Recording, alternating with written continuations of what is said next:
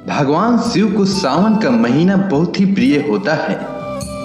मान्यता है कि सावन के प्रत्येक सोमवार को भगवान शिव की पूजा पूरी श्रद्धा भाव के साथ करने से मनुष्य को मनोवांछित फल की प्राप्ति होती है। साथ ही इस दिन सावन सोमवार व्रत की कथा अवश्य पढ़नी या सुननी चाहिए और दूसरों को भी सुनानी चाहिए। इससे भगवान शिव की कृपा सदैव बनी रहती है। तो आज सावन महीने की चौथी और अंतिम सोमवार है, तो चलिए सुनते हैं सावन सोमवार व्रत की कथा। एक बहुत धनवान साहूकार था जिसके घर धन आदि किसी प्रकार की कमी नहीं थी, परंतु उसको एक दुख था कि उसके कोई पुत्र नहीं था।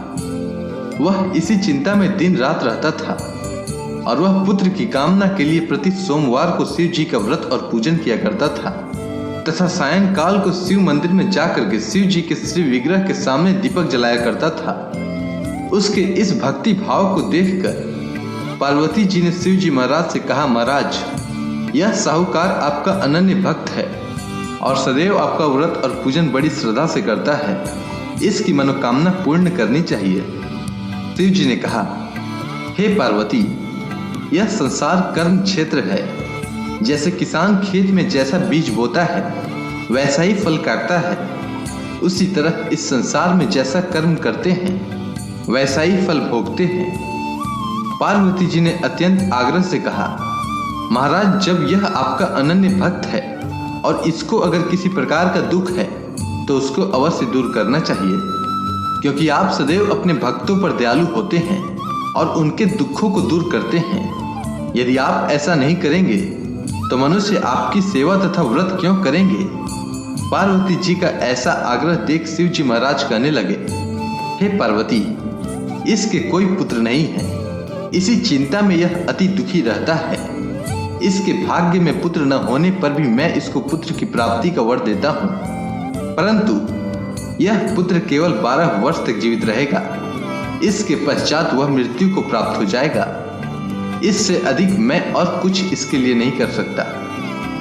यह सब बातें साहूकार सुन रहा था। इससे उसको न तो कुछ प्रसन्नता हुई और न ही कुछ दुख हुआ। वह पहले जैसा ही शिव जी महाराज का व्रत और पूजन करता रहा। कुछ काल व्यतीत हो जाने पर साहूकार की स्त्री गर्भवती हुई और 10वें महीने उसके गर्भ से अति सुंदर पुत्र की प्राप्ति हुई। साहूकार के घर में बहुत खुशियां मनाई गई, परंतु साहूकार ने उसकी केवल 12 वर्ष की आयु जान कोई अधिक प्रसन्नता प्रकट नहीं की और न ही किसी को इसके बारे में बताया। जब वह बालक 11 वर्ष का हो गया तो उस बालक की माता ने उसके पिता से विवाह आदि के लिए कहा, तो वह साहूकार कहने लगा कि मैं अभी इसका विवाह नहीं करूंगा, अपने पुत्र को काशी जी पढ़ने के लिए भेजूंगा। फिर साहूकार ने अपने साले अर्थात बालक के मामा को बुलाकर उसको बहुत सा धन देकर कहा कि तुम बालक को काशी जी पढ़ने के लिए ले जाओ और रास्ते में जिस स्थान पर भी जाओ यज्ञ करते हुए ब्राह्मणों को भोजन कराते जाओ। वह दोनों मामा भांजे यज्ञ करते और ब्राह्मणों को भोजन कराते जा रहे थे। रास्ते में उनको एक शहर पड़ा।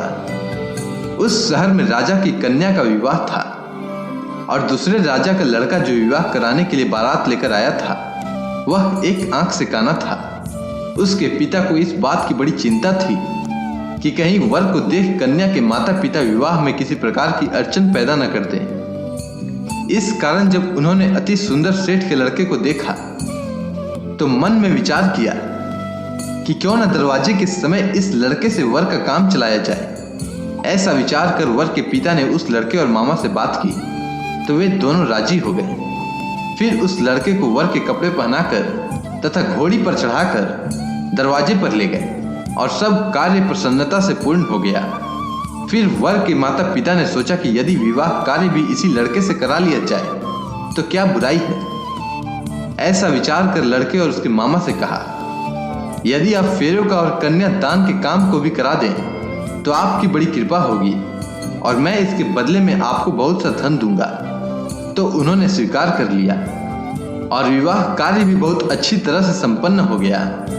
परंतु जिस समय लड़का जाने लगा तो उसने राजकुमारी की चुंदड़ी के पल्ले पर लिख दिया, कि तेरा विवाह तो मेरे साथ हुआ है, परंतु जिस राजकुमार के साथ तुम्हें भेजेंगे वह एक आंख से काना है और मैं काशी जी पढ़ने जा रहा हूँ। लड़के के जाने के पश्चात उस राजकुमारी ने जब अपनी चुंदड़ी पर ऐसा लिखा हुआ पाया तो उसने राजकुमार के साथ जाने से मना कर दिया और कहा कि यह मेरा पति नहीं है, मेरा विवाह इसके साथ नहीं हुआ है, वह तो काशी जी पढ़ने गया है।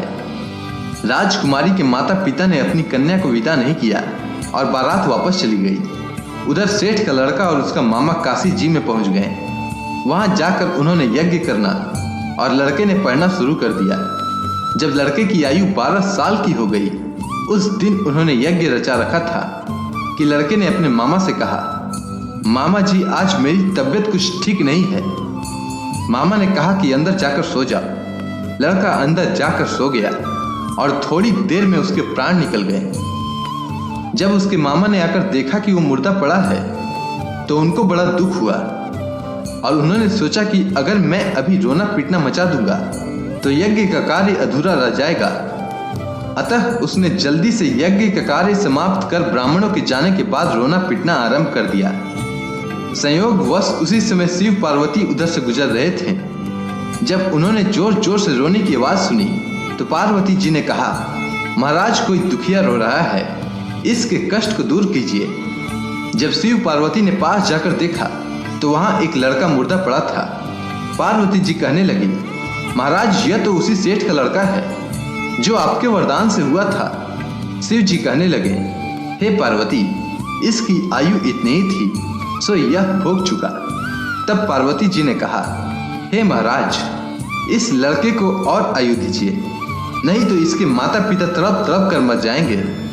पार्वती जी के बार बार आग्रह करने पर शिव जी ने उसको जीवन वरदान दिया और शिव जी महाराज की कृपा से लड़का जीवित हो गया। शिव पार्वती कैलाश पर्वत पर चले गए। तब वह लड़का और मामा उसी प्रकार यज्ञ करते तथा ब्राह्मणों को भोजन कराते हुए अपने घर की ओर चल पड़े। रास्ते में उसी शहर में आए जहां उसका विवाह हुआ था। वहां पर आकर उन्होंने यज्ञ आरंभ किया तो उस लड़के के ससुर ने उसको पहचान लिया और अपने महल में ले जाकर उसकी बड़ी खातिर की, साथ ही बहुत दास दासियों सहित आदर पूर्वक लड़की और जमाई को विदा किया। जब वह अपने शहर के निकट आए तो मामा ने कहा कि मैं पहले तुम्हारे घर जाकर खबर कर लेता हूँ। जब उस लड़के का मामा घर पहुंचा तो लड़के के माता पिता घर की छत पर बैठे थे और यह प्रण कर रखा था कि यदि हमारा पुत्र सकुशल लौट आया तो हम राजी खुशी नीचे आ जाएंगे, नहीं तो छत से गिरकर अपने प्राण त्याग देंगे। इतने में उस लड़के के मामा ने आकर यह समाचार दिया कि आपका पुत्र आ गया है, तो उनको विश्वास नहीं हुआ।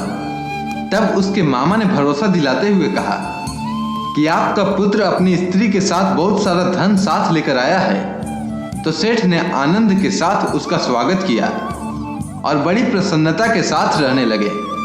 इसी प्रकार से जो कोई भी सोमवार के व्रत को धारण करता है अथवा इस कथा को पढ़ता या सुनता है, उसकी समस्त मनोकामनाएं पूर्ण होती है। अगर आपको यह कथा अच्छी लगी हो तो कमेंट सेक्शन में ओम नमः शिवाय लिखना न भूलें। धन्यवाद।